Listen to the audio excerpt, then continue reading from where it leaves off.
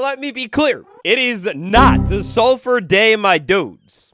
Except actually it is. Minecraft Java gang, you're sitting in the rain today because it's Bedrock Day. Oh my gosh, we've got the sulfur update with the cubes, the blocks, and some handy surprises too. Down below, you let me know what block is better, sulfur or cinnabar.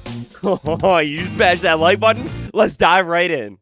Oh my gosh, Bedrock Edition. After the longest wait for this update to install, it took literally an hour. Mojang, what is the system? Fix it. I can't believe I'm doing it. Locate biome sulfur caves. It's real, dude. Oh, and it's not that far. All right, so rolling things back a little bit here. 26.20.23. That is our preview day today. Inside of this preview, predictably how Mojang is doing it exactly like they've done it before. Drop 2, 2026. If you want to check out the bouncy update, you got to bounce that button on. Oh, mama, now taking a look at sulfur in-game, not only does it look pretty much entirely different from what we saw at Minecraft Live, oh, but there's new items too. Oh, cinnabar on the other hand, same exact thing. It's pretty different looking.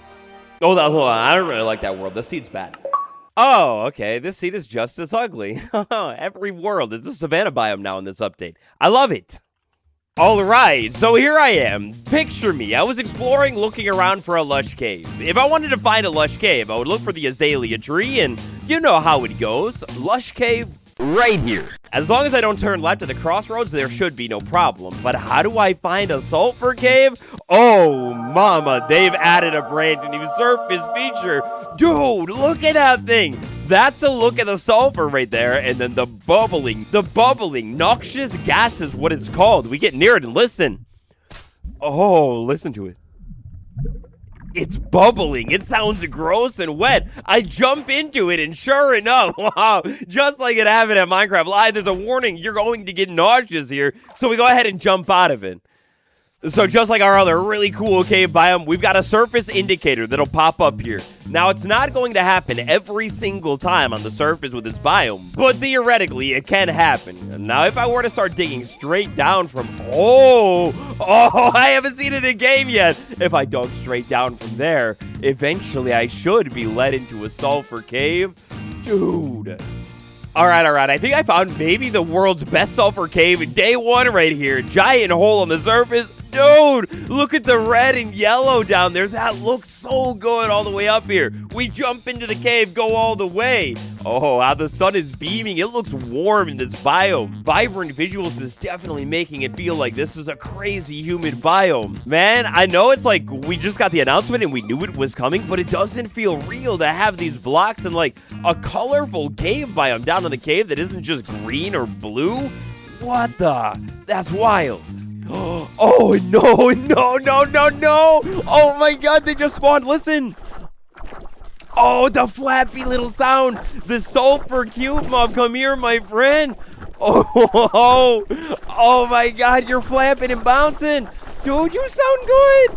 Oh. All right, but moving down into the caves here, the first thing that we can notice is that there's not really like a new cave shape or anything like that. The sulfur caves are essentially a block overlay of the current pre-existing cave shaping. Oh, there's an aquifer right here, a really big one. So it looks like the sulfur cave could definitely form, well, inside of an aquifer, you know? It looks like we have a trial chamber perfectly generated inside of this sulfur cave biome as well. So that tells me the sulfur caves can definitely generate structures as well. Oh, man, look at this sulfur cave right here. This is like just a really small one. We got a little puddle of water under the ground, but again, the colors here, the ceiling, it's so good looking. Now look, here right now I have night vision. If I go ahead and drink this milk, get rid of the night vision. Oh, now all of a sudden it's much more romantic looking. Lock the doors, turn the lights down low, baby. This is just what it looked like at Minecraft Live, minus the vibrant visuals. Wow, that's a good looking biome. Now, in all honesty, the rest of that sulfur cave biome, relatively unremarkable. Sliding back over to world spawn here, we can see a slightly larger lush cave biome with a lot of ketchup and mustard, baby. Same deal. I've got night vision on right now so we can take a look at it in all of its beautiful red and yellow glory. Tons of these blocks all over, but wow. Taking away the night vision, and you can see here, as documented on the changelog, inside of this biome, we'll be able to find shallow pools of water. I haven't found very much of that, but a lot of glow lichen as well. And without night vision, you could really see the glow lichen and sprinkled dotted all over this biome. Now, the next thing that I am a little bit curious about is the blocks. Let's say I come to the biome and start ripping up these blocks. Ooh, well, they sound soft and... Oh, man, they're actually going pretty deep there. Like, what is that? 8 to 10 blocks deep into the ground? That's kind of like a lot of cinnabar if I start pulling it all out. Another thing we can see about this biome, other hostile mobs, things like skeletons and zombies, they could definitely spawn inside of this biome. And all of this area, even the area without this sulfur and cinnabar, is considered the sulfur cave biome. Flipping back into Spectator, we can move on down a little bit further and see that the sulfur cave, well, we'll be able to see that the sulfur cave can definitely generate all the way down to the bottom of your world 2 in deep slate range. Take a look at this cave right here. That's good looking with all the glow lichen and big, and finally I find a puddle of water. I've been looking for you all over. So same deal, if I jump in here, oh, no, I get nauseous. That's not good. We don't want to jump in the water or inside of the water. You can see that other yellow block right there. If I go ahead and take that out, now the water is no big deal. I can jump in it. It was all happening thanks to this disgusting block right here called potent sulfur. Oh, that's an interesting looking block. If I try and break it with my hand, it's not going to work. This is a pickaxe block, just like all of our other blocks here, cinnabar and sulfur.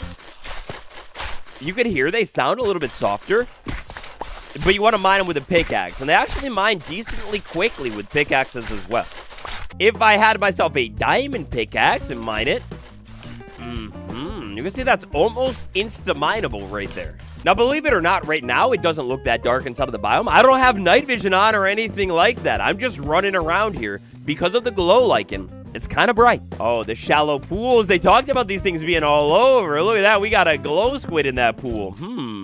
Now, look, man, I'm a nice guy. I would never try and do something like this. But if I pick up the potent sulfur and move it over somewhere else, we can see the particles start popping up. And whoa, one potent sulfur in this giant body. It's going all the way over to there now. Man, that's got some range to it. I did not expect that. Doesn't look like these glow squid look sick by the potent sulfur or anything, though. They actually seem to quite be enjoying it, you filthy slobs. Now listen here, man, this is day 1. If there's anything that you want to see me dive into a little bit more, the gross water, all you gotta do is let me know down below and definitely subscribe because I'll be diving into this update like crazy now. Personally, I cannot wait until these things hit Java Edition. I'll be able to dive into it and test it even more than I already have today.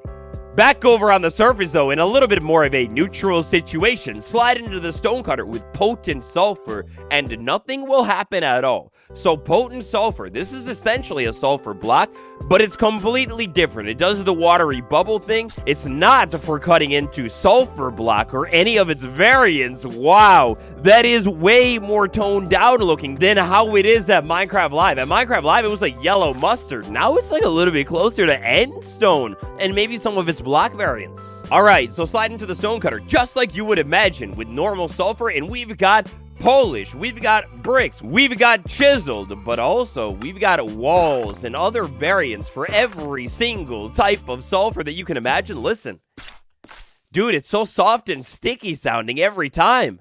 Oh, now kind of interestingly here, we have yet again another brand new brick block, and this brick block, it's using the same texture as all of the other ones. Right here with endstone brick, I think that's quite a nice comparison. You could tell that this sulfur one right there, it's a little bit more, well, actually quite a bit more yellow compared to endstone, but it does fit in nicely. Another brick that might kind of go well with some of these ones is the mud brick. Obviously, a little bit of a different texture here. Wish Mojang would have taken that route, but yeah, it's kind of similar to like mud bricks as well. Oh, mama, but that's only one of the bricks here. We're so bricked up today, dude. We've got another brick, but also a polished version and a chiseled version that has been changed. So next up, cinnabar, listen.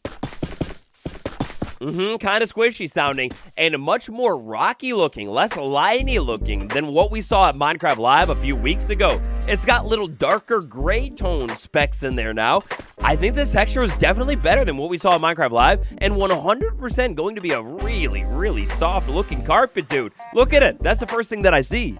Our polished version right here. It's a nice square, solid up a polished one. The bricks right here. Oh, man, those are good red-looking bricks. Ketchup and mustard dynamic duo for sure. Again, recycling the same brick texture as before. I think we got to switch it up at some time, Mojang.